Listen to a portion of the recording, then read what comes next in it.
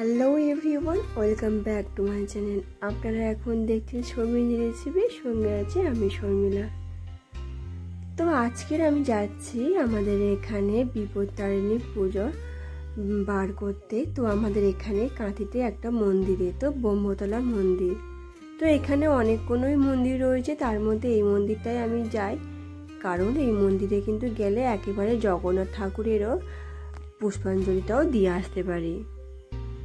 কারণ জগন্নাথ ঠাকুরের রথের যাত্রা শুরু থেকে শেষ পর্যন্ত, উল্টো রথযাত্রা পর্যন্ত এক সপ্তাহের মধ্যেই কিন্তু আমাদের বিপত্তারিণী বার পড়ে।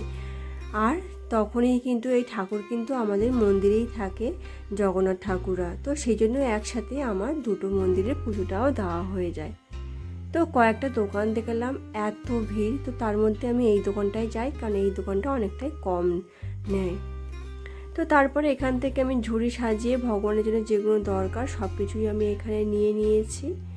আর তারপরে হেঁটে হেঁটে যাচ্ছি মন্দিরের দিকে, কারণ পুরোপুরি মন্দিরের সামনে আমাদের এখানে নামছে না, কারণ প্রচুর ভিড় হয়ে যাচ্ছে।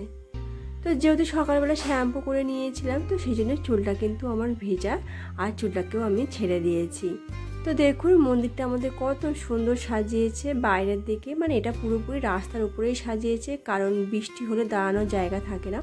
তো সেই জন্য এরকম রাস্তার উপরে এরকম সুন্দরভাবে সাজিয়েছি, যাতে বৃষ্টি হলেও যাতে আমরা দাঁড়াতে পারি। তো মন্দিরে এসেই তো দেখলাম বিশাল বড় একটা কাণ্ড হয়েছে, যে ওই যে লোকটা দাঁড়িয়ে রয়েছে ফোনে কথা বলছে, তার গায়ের উপরেই কিন্তু পুরোপুরি এক বালতি গরম খিচুড়ি পড়ে গিয়েছে। কারণ মন্দিরের সিঁড়িটা খুবই সরু, সেই জন্য ওই দেখতে পাচ্ছেন একটা সরু দড়ির মধ্যে আংটা লাগিয়ে দিয়েছে, তার মধ্যে দিয়ে কিন্তু বালতি বালতি গরম খিচুড়ি ওপর থেকে নিচে নামছে। তো কোনো ভুলবশত সিঁড়ির কাছে বালতিটা আটকে গিয়ে পুরোপুরি গড়িয়ে লোকটার গায়ে কিন্তু পড়ে গিয়ে পুরো পুড়েও গিয়েছে, যেহেতু জামাটা পরেছিল বলে আর সমস্যা হয়নি। আর আমাদের এই মন্দিরে কিন্তু ভোগ প্রসাদ বিক্রি হয়, মানে ছোট যে ভাঁড়গুলো দেখলে সেগুলো 50 টাকা, আর বড়গুলো 100, আর তার থেকেও বড় যেটা সেটা কিন্তু 150 টাকা। তো আমি চলে গিয়েছিলাম 12টার দিকে, তো তখন এত ভিড় তো আপনারা দেখতেই পাচ্ছেন। আর আমি এখানে মায়ের জন্য কিন্তু 5 রকমের ফল, মিষ্টি, ফুল, আর আমার পছন্দের এখানে একটা পদ্ম ফুল নিয়েছি, আর জবা ফুলের মালা নিয়েছি মাকে দেওয়ার জন্য। কারণ যে কোনো পুজোতে আপনি যদি পদ্ম ফুল দিয়ে থাকেন তাহলে কিন্তু সেটা কিন্তু খুবই শুভ মনে করা হয়।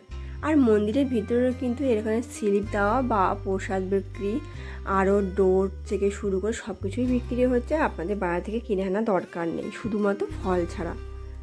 তো এখানে এত ভিড় হয়ে গিয়েছে, যদি সকাল 10টার মধ্যে দিতেন তাহলে কিন্তু অনেকটাই খালি থাকতো, কারণ প্রতি বছরই আমি যাই। আর এবছর আমার দেরিও হয়ে গিয়েছে, তো 12টার পরে আমি গিয়েছি, আর এত ভিড় হয়েছে তো আপনারা দেখতেই পাচ্ছেন।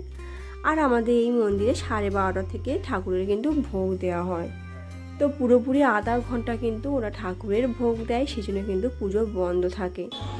আর তার মধ্যে এই এত লোকের ভিড়ের মধ্যে দাঁড়াতে তো পুরো অসুস্থ হয়ে গিয়েছিলাম আমি।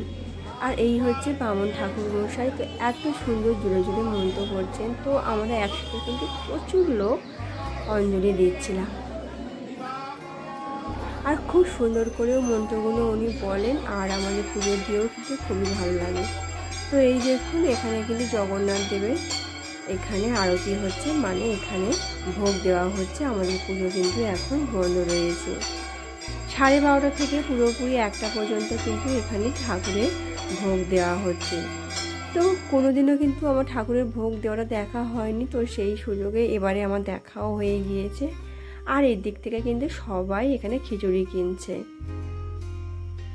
আর আমরা যেহেতু মানে আমাদের কলকাতার সাইডে কি হয়, আমরা বিপত্তারিণী বারের দিনকে 13টা লুচি, 13টা ফল দিয়ে, 13 রকম ফুল দিয়ে ভগবানকে পুজো দিই, বা 13টা লুচি আমরা খেয়ে থাকি। কিন্তু আমাদের মেদিনীপুরের সাইডে কাঁথিতে এখানে কিন্তু ওই নিয়মটা নেই, এরা এখানে কিন্তু ভাতও খেয়ে নেয়, নিরামিষ খিচুড়ি চালের জিনিস খেয়ে নেয়। কিন্তু আমরা কলকাতার সাইডে কি মনে করি, আমরা কিন্তু চালের কোনো জিনিসই খাই না।